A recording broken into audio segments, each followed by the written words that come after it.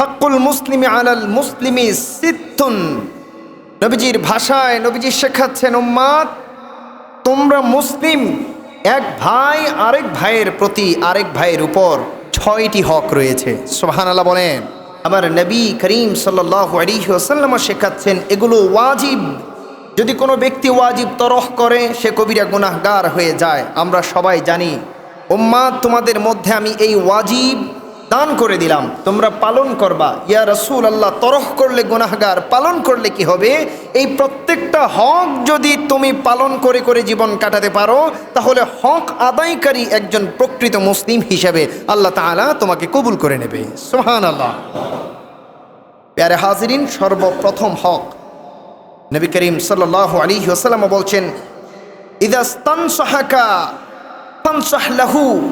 যখন একজন মুসলমান পরামর্শ চাইবে কোনো একটা বিষয়ে, তখন যেন তুমি কোনো কুপরামর্শ, অসৎ পরামর্শ না দাও। যদি পরামর্শ দিতে হয় সুপরামর্শ দাও, যদি পরামর্শ দিতে হয় উত্তম কল্যাণকর পরামর্শ দাও, যেই পরামর্শের কারণে তোমার মুসলিম ভাইয়ের কল্যাণ হয়ে যাবে, উপকার হয়ে যাবে, শান্তি ফিরে আসবে, অশান্তি দূরীভূত হয়ে যাবে, মুসিবত কেটে যাবে এবং তোমার মুসলিম ভাই উপকার পাবে। এইভাবে তোমার পরামর্শের দ্বারা সেই ব্যক্তি কল্যাণ পাবে। যখনই তোমার পরামর্শে সেই ব্যক্তি কল্যাণ পেয়ে গেল, আল্লাহ তাআলা হক আদায়কারী মুসলিম হিসেবে তোমাকে কবুল করে নেবে। সুবহানাল্লাহ। আল্লাহ তাআলা বলছেন, তা'মুরুনা বিল মা'রুফ ওয়া তানহাউনা আনিল মুনকার। বান্দা, কুরআনুল কারীমের মধ্যে আমি আল্লাহ তোমাকে শিখিয়ে দিলাম, যদি কথা বলতে হয় হক কথা বলো, যদি উপদেশ দিতে হয় সৎ উপদেশ দাও, যদি মন্তব্য করতে হয় কল্যাণকর মন্তব্য করো। এমন কোনো কথা, এমন কোনো উপদেশ কোনো ব্যক্তিকে বইল না যেইটার কারণে সে কল্যাণ পাবে না, অকল্যাণ পাবে, ক্ষতিগ্রস্ত হবে। এমন কোনো জবান চালায়ও না, জবানের হেফাজত করো। তা'মুরুনা বিল মা'রুফ, যখন তুমি উপদেশ দিবা মানুষকে সৎ উপদেশ দাও, যখন আহ্বান করবা কল্যাণের দিকে আহ্বান করো। যদি তুমি কল্যাণের দিকে আহ্বান করো, একদিকে মুসলমানের হক আদায়কারী আমার প্রিয় বান্দা হতে পারবা, অপরদিকে আমার এই তা'মুরুনা বিল মা'রুফ হুকুম আদায়কারী বান্দা হয়ে দুনিয়ায় থাকতে আমার প্রিয় বান্দা হতে পারবা। সুবহানাল্লাহ। আবার সাথে সাথে আল্লাহ তাআলা বলছেন, ওয়া তানহাউনা আনিল মুনকার।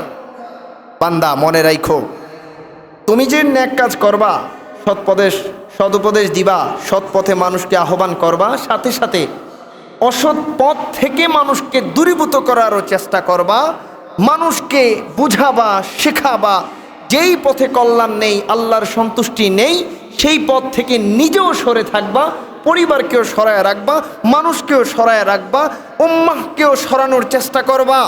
তুমি বান্দা যদি মুসলিম দাবি করো, মুমিন দাবি করো, ইমানদার হয়ে থাকো, আমার নবীর উম্মত হয়ে থাকো, আমি আল্লাহর হুকুম তোমার জন্য, নবীজির ওয়াজিব তোমার জন্য, এই মুসলমানের হক তোমার জন্য তুমি পালন করে ফেলো, আমি আল্লাহ তোমাকে নবীওয়ালা প্রকৃত মুসলিম বান্দা হিসেবে কবুল করে নেব। প্যারে হাজিরিন, 1 নম্বর চলে গেল। বলেছিলাম মুসলমানের হক টোটাল কয়টা? সবাই জোরে বলেন, কয়টা? 6টি হক। এই হকগুলো ওয়াজিব এবং এই হকগুলো আমার নবী ঘোষণা করে দিয়েছেন। মুসলিম শরীফের 5465 এবং 66 নম্বর হাদিসে আলোচিত হয়েছে। সুবহানাল্লাহ বলতে হবে। সহিহ হাদিস। দ্বিতীয় নম্বরে আল্লাহর নবী সাল্লাল্লাহু আলাইহি ওয়াসাল্লাম বর্ণনা করছেন, রাদ্দুস সালাম, তথা মুসলমান একে অপরের মধ্যে সালাম প্রচলন করা, সালাম বিনিময় করা, সালামের চর্চা করা। সুবহানাল্লাহ বলতে হবে। এটা শুধুমাত্র মুসলমানের সাথে, শুধুমাত্র মুসলিমকে সালাম দেবে। এখন দেখা যায় আমাদের সমাজে সালাম দেয়া হয়, কিছু কিছু মানুষ বোঝে না বুঝে সালাম দেয় কি, সালাম আলাইকুম দেয় কি, দেয় না, দেয়। এইভাবে দিলে সেটা সালাম হবে না। আবার কেউ এত 5G স্পিডে সালাম দিতে যায়, সেখানে গিয়ে উনি সালাম আলাইকুম বলে না, সালাম আলাইকুম বলে। আল্লাহ ভালো জানে, আর কেউ জানে না। কিতাবের মধ্যে এসছে, নবীজি বলছেন, যদি কোনো ব্যক্তি বলে আসসালামু আলাইকুম অথবা সালামু আলাইকুম, এর মানে হচ্ছে তোমার উপর মৃত্যু বর্ষিত হোক। নবীজি বলছেন, যদি এমনভাবে কোনো ব্যক্তি সালাম দেয় মুসলিমকে, কোনো মুসলিম, তাহলে কবিরা গুনাহ হয়ে যাবে। যদি কোনো ব্যক্তি এইভাবে সালাম দেয়, সেই ব্যক্তি ধর্মীয় হোক বা বিধর্মীয় হোক, তোমরা এইটুকু জবাবে বলবা ওয়া আলাইকুম, এর চেয়ে বেশি বলা যাবে না। যদি বেশি বলতে হয় তাহলে ক্রাইটেরিয়া রয়েছে, সালামের ফজিলত যেমন রয়েছে, পদ্ধতিও রয়েছে, শর্ত রয়েছে, হুকুম সব কিছু মেনে যখন আপনি সালাম চর্চা করবেন, এই সালামের মাধ্যমে মুসলিম ভ্রাতৃত্ব বাড়িয়ে দেয় আল্লাহ। একজন মুসলমানের হৃদয়ে আরেকজন মুসলমানের জন্য সম্মান, রেসপেক্ট বোধ, ভালোবাসা, মোহাব্বত, ভ্রাতৃত্ব বাড়িয়ে তাদের দুইজনের মধ্যে আলিঙ্গন ঘটিয়ে দেয়। সুবহানাল্লাহ বলতে হবে। প্যারা হাজরিন, এই সালামের পদ্ধতি রয়েছে। আল্লাহ তাআলা কুরআনুল কারীমের মধ্যে বলছেন, ইদা হুয়্যিতুম বিতাহিয়্যাতিন, তারপর কি, ফাহাইয়ু বিআহসানা মিনহা, যখন তোমাকে তোমার মুসলিম ভাই সালাম দেবে বলবে আসসালামু আলাইকুম, আপনার উপর শান্তি বর্ষিত হোক, তখন তুমি তার চেয়ে উত্তমভাবে আরেকটু বাড়িয়ে সালাম দেওয়ার চেষ্টা করো। সুবহানাল্লাহ বলবেন না? সবাই জোরে বলেন সুবহানাল্লাহ। আল্লাহ তাআলা বলছেন এই কথা, এটা কোথায় আছে? কুরআনুল কারীমের সরাসরি আয়াত, নবীজির ব্যাখ্যা দিচ্ছেন, উম্মত যদি কোনো ব্যক্তি তোমাকে সালাম দেয় আসসালামু আলাইকুম, তুমি জবাবে বলো ওয়া আলাইকুম আসসালাম, কারণ তার উপর সালাম দেয়া সুন্নত ছিল, আদায় করেছে। জবাব দেয়া তোমার জন্য ওয়াজিব, তুমিও আদায় করো, দুজনেই সওয়াব পেয়ে যাবা। সুবহানাল্লাহ বলেন। শুধুমাত্র এইটুকুই নয়, যখন কোনো আল্লাহর বান্দা তোমাকে বলবে আসসালামু আলাইকুম, জবাবে তুমি বলবা ওয়া আলাইকুম আসসালাম। যদি আরেকটু উত্তমভাবে জবাব দিতে চাও তাহলে বলবা ওয়া আলাইকুম আসসালাম ওয়া রাহমাতুল্লাহ। যদি ওই ব্যক্তি এইটুকু সালাম দেয় তুমি আরেকটু বাড়িয়ে বলবা ওয়া বারাকাতুহু। যদি ওই ব্যক্তি ওয়া বারাকাতুহু পর্যন্ত বাড়িয়ে বলে তাহলে তুমি বলবা মাগফিরাতুহু। যখন এইভাবে বলবা তখন হবে কি জানো নিরে উম্মত, তোমরা উভয়ের যতগুলো কবিরা গুনাহ, সগীরা গুনাহ, গুনাহ খাতা রয়েছে, ভ্রাতৃত্বের কারণে ওই গুনাহ খাতাগুলো কমতে থাকবে, রহম বাড়তে থাকবে, বাড়তে থাকবে। আল্লাহ তাআলা দুইজনের মধ্যে আল্লাহ তাআলার রহমত, বরকত এবং শান্তি একত্রে নাজিল করে দিয়ে দুইজনের মধ্যে ভ্রাতৃত্ব বাড়িয়ে দেবে। তাহলে এই পদ্ধতিতে আমার নবীর সুন্নাহ মোতাবেক আল্লাহ তাআলার এই ইনস্ট্রাকশন অনুযায়ী সালাম প্রচলনের দরকার আছে না নাই? নামাজ পড়ে ঘরে যাবেন, ঘরে আমাদের যে মা বোন আছে গিয়েই সালাম দিবেন আসসালামু আলাইকুম, গিয়েই তাদেরকে শিখিয়ে দিবেন যে আমরা যখন বাহির থাকবে আসবো আপনারাও আমাদেরকে এইভাবে সালাম দিবেন। ছেলে সন্তানকে শিখিয়ে দিবেন, বাবা তুমি আর আমি, আমাদের মধ্যে কম্পিটিশন হয়ে যাবে কে কাকে আগে সালাম দিতে পারে। ছেলেদেরকে, আপনার সন্তানকে আপনি সালাম দেন, ছোট ভাইকেও সালাম দেন। কেন? আমার নবী বলছেন মনে রাখবা তোমরা দুইটা আল্লাহর বান্দা আছো, এই দুইজন আল্লাহর বান্দা যখন দেখা সাক্ষাৎ হয়, মনে করো দেখা সাক্ষাৎ হয়ে গেল, এই মুহূর্তে দুজনের মধ্যে উত্তমকে মনে রাখবা, যেই ব্যক্তি প্রথমে সালাম দিয়ে ফেলে আল্লাহ তাআলা ওই ব্যক্তিকেই উত্তম বান্দা হিসেবে কবুল করে নেয়। দরকার আছে না নাই? বলেন জোরে, আছে না নাই? প্রচলন করবেন, কে ছোট কে বড় এগুলো যাচাই করতে যাবেন না। যদি আল্লাহর বান্দা হয় নিজেকে উত্তম বানানোর স্বার্থে হলেও প্রথমে সালাম দিয়ে ফেলেন। যদি সালাম দেন আপনাকে আল্লাহ তাআলা সাথে সাথে সওয়াব দিয়ে দেবেন 90টা। সুবহানাল্লাহ বলেন। জবাব দিলে পেয়ে যাবেন 10টা, তাহলে আমি কম নেব কেন? নেবই যেহেতু, তাহলে কম নেব কেন? আমি বেশিটা নেব ইনশাআল্লাহ বলেন। আল্লাহ তাআলা আমল করার তৌফিক দান করুক, বলেন আমিন। আসসালামু কাবলাল কালাম, প্রত্যেক কথাবার্তার পূর্বে যখন মুমিন মুমিনের সাথে কথা বলবে, মুসলিম মুসলিমের সাথে কথা বলবে, সালাম প্রণয়ন করতে হবে, সালাম আদান প্রদান করতে হবে, এরপরে আলোচনায় যেতে হবে। এটাই হচ্ছে কোনো একটা বিষয়ে আলোচনা বা দেখা সাক্ষাতের সুন্নাহ পদ্ধতি। আল্লাহ তাআলা এই পদ্ধতি গ্রহণের তৌফিক দান করুক, পড়েন আমিন। প্যারে হাজরিন, আরেকটা বিষয়, কাউকে কাউকে আপনি দেখবেন সালাম দিলে আপনি বললেন আসসালামু আলাইকুম, ইনি মুখে কোনো জবাব দেন না, ইনি হাতে ইশারা দেন, আছে না নাই? আছে। এইভাবে হিসাব যদি হাত তোলে আর বলে, সালামের জবাব কখনো হবে? হবে না। আমাদের সমাজের সবচেয়ে ক্ষুদ্র ক্ষুদ্র জিনিস এগুলো, কিন্তু সবচেয়ে বেশি ভুল এখানেই মানুষ করে থাকে, ঠিক না? সুতরাং এখানেই আমাদেরকে সংশোধন হতে হবে। যখন কোনো ব্যক্তি সালাম দিল, যদি আপনি জবাব না দিয়ে হাত তুলে বলেন জবাব যতক্ষণ না দিবেন আপনি কবিরা গুনাহগার হয়ে যাবেন। সবাই জোরে বলেন নাউজুবিল্লাহ। সবাই বলতে হবে নাউজুবিল্লাহ। কবিরা গুনাহগার কখনোই হওয়া যাবে না। আল্লাহ তাআলা বোঝ দান করুক, বলেন আমিন। প্যারে হাজরিন, 3 নম্বর মুসলমানের হক চলে গেছে 2টা। কয়টা বলেন সবাই, কয়টা? 2টা চলে গেছে। 3 নম্বর ক্রাইটেরিয়া, আল্লাহর নবী সাল্লাল্লাহু তাআলা আলাইহি ওয়াসাল্লাম বলছেন ওয়া তাশমিতু আতিস, অর্থাৎ যদি কোনো ব্যক্তি হাঁচি দিয়ে ফেলে আপনার সামনে, ওই ব্যক্তিটা মুসলিম, ওই ব্যক্তিটা মুমিন, যখন সে হাঁচি দিল সে কিন্তু সাথে সাথে বলবে আলহামদুলিল্লাহ। সমস্ত প্রশংসা একজনের জন্য, আওয়াজ তুলে বলেন তিনি কে? যখন ওই ব্যক্তি বলবে আলহামদুলিল্লাহ, সমস্ত প্রশংসা একজনের জন্য, তিনি আল্লাহ। আপনার উপর ওই হাঁচির জবাব দেয়া মুসলমানের হক হিসাবে প্রবর্তিত হবে।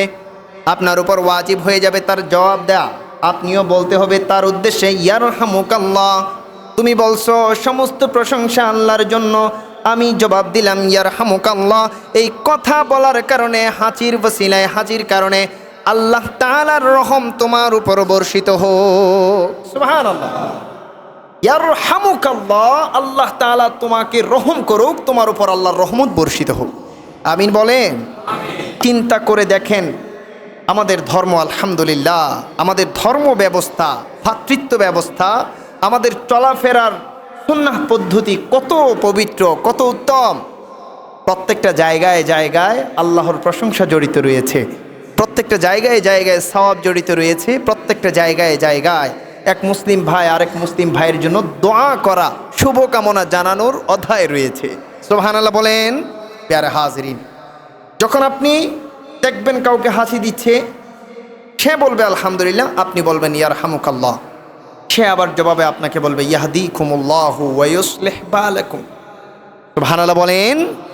এটাই হচ্ছে সুন্নাহ পদ্ধতি।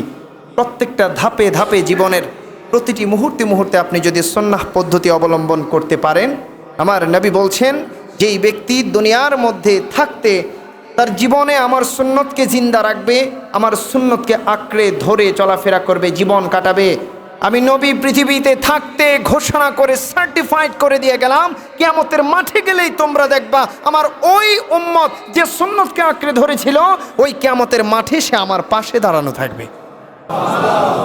সবাই আরো জোরে বলেন সুবহানাল্লাহ।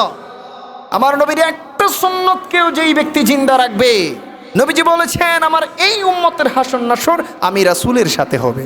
সুবহানাল্লাহ। আরো জোরে বলেন না সুবহানাল্লাহ। প্যারে হাজরিন, ওই নসিব আল্লাহ তাআলা আমাদের দান করুন, পড়েন আমিন। প্যারে হাজরিন, আল্লাহর নবী সাল্লাল্লাহু আলাইহি ওয়াসাল্লাম বলছেন কি জানেন?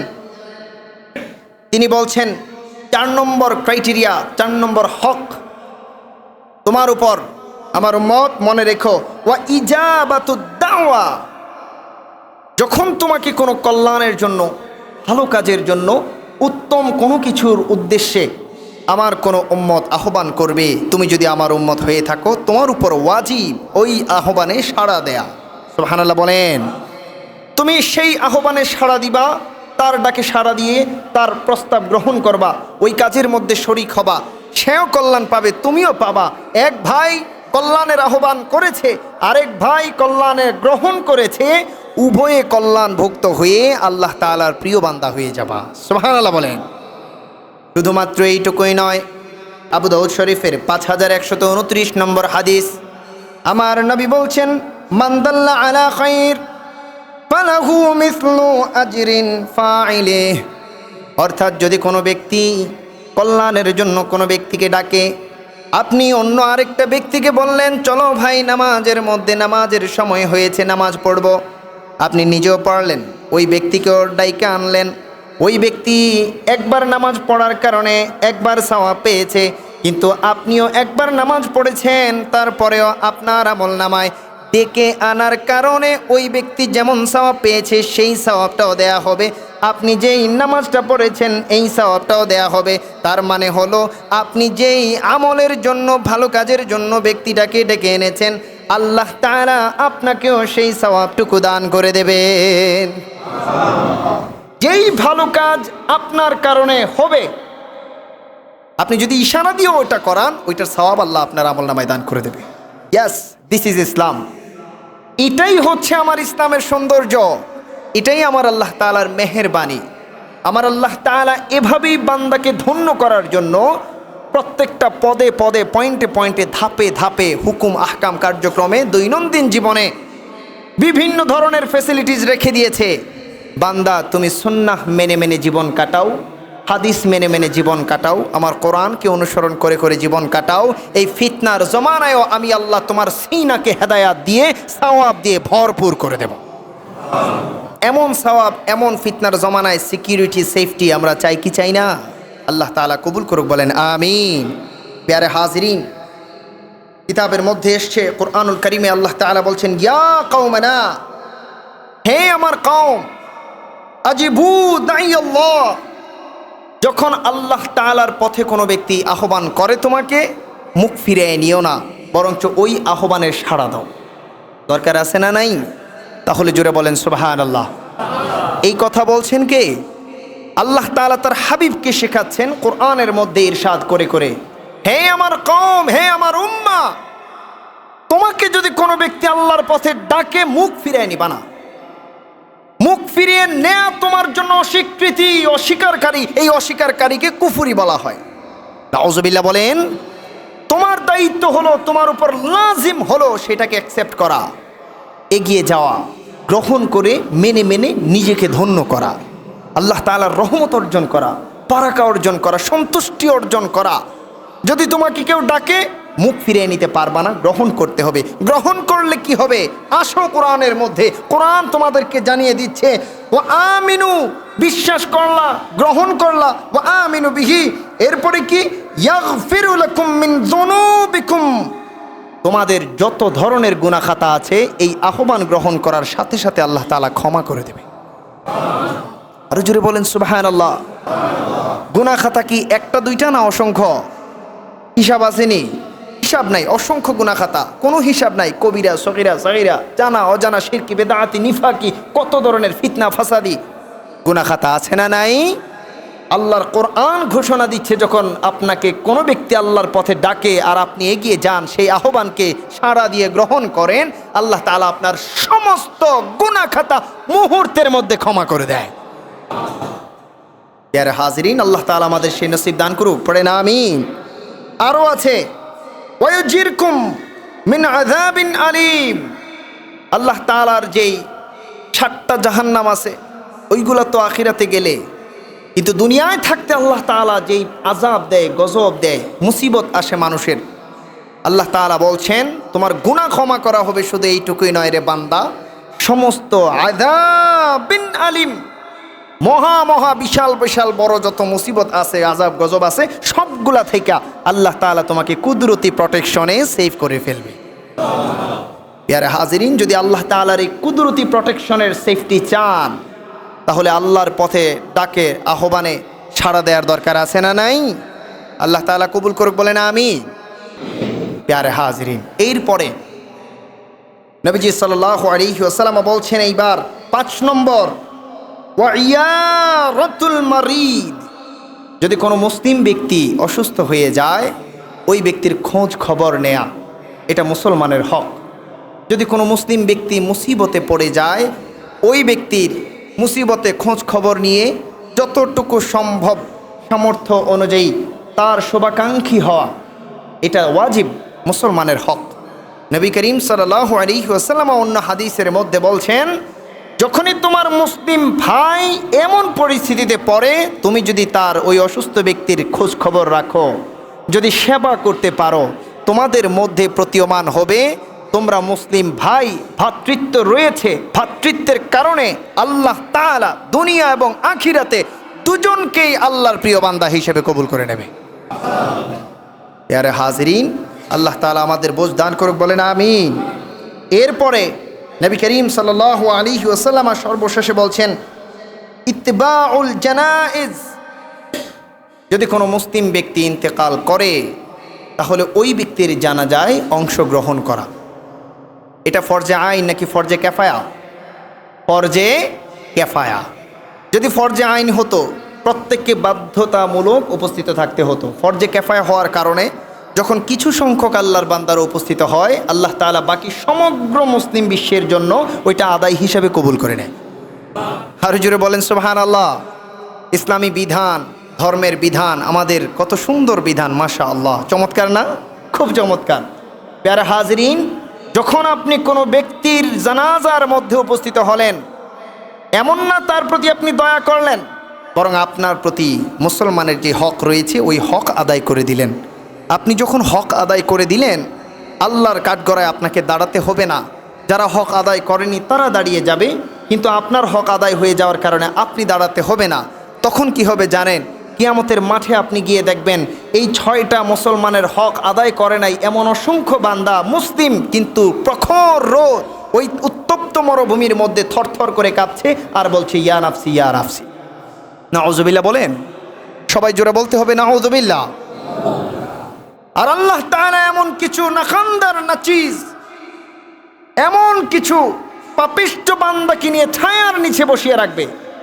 আল্লাহ ব্যাপার কি? তারা এই ছায়ার নিচে, এরা তো আল্লাহর বলিও না, এরা তো তোমার বলি না, নবী না, রাসূল না, সাহাবী না, তাবেঈ না, তাবেঈ না, আইম্মায়ে মুজতাহিদিন না, অত বড় বড় মাহের আলেম ওলামাও না, কিন্তু তাদের এমন সম্মান কেন?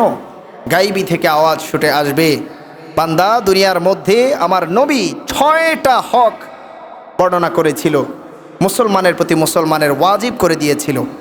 তোমাদের অনেকেই এই 6টা হক আদায় করো নাই, কিন্তু আমার এই বান্দারা নাফরমান হলেও এই 6টা হক আদায় করেছে। আমি আল্লাহ খুশি হয়ে আমার নবীর নির্দিষ্ট করা ওয়াজিব ওই আমলটুকু করার কারণে আমি আল্লাহ তাদেরকে মহব্বত করে আজকের এমন ভয়ঙ্কর মাঠ থেকে সেভ করে এনে আমি আমার ছায়ার নিচে রেখে দিয়েছি। আরো জোরে বলেন সুবহানাল্লাহ। দরকার আছে না নাই? জোরে বলেন আছে না নাই? যদি থাকে মনে রাখবেন, শুনে শুনে ভুলে যাবেন না, শুনে শুনে শিখবেন, মাথায় ধরে রাখবেন, পরবর্তীতে পালন করবেন।